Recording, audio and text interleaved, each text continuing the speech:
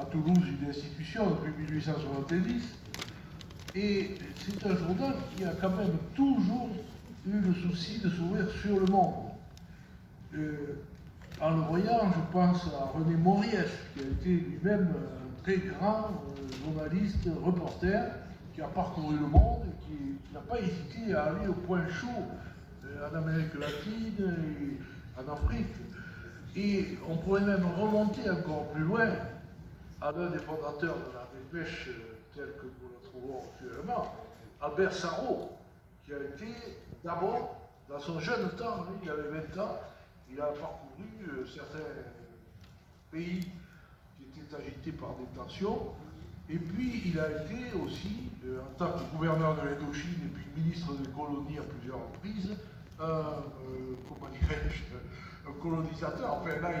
il était, je ne sais pas s'il a envenimé les choses ou s'il a posé des bombes à retardement que nous voyons poser. Il a aussi publié un livre important sur le développement des colonies,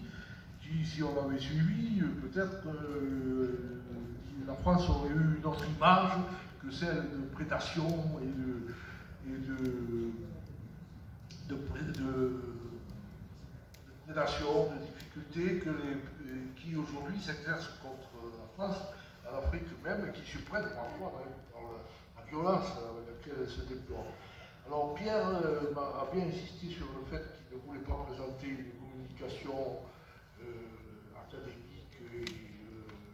construite, mais plutôt ouvrir des fenêtres sur un dialogue entre nous. Et j'ai vu que les auditeurs sur l'estrade prenaient pas mal de notes au moment de l'exposé d'Alexandre. Pierre, qui a parcouru les points chauds de cette Europe centrale, en particulier le Kosovo et la Yougoslavie,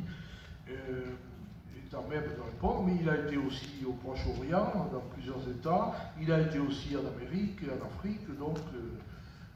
c'est à vous, Pierre.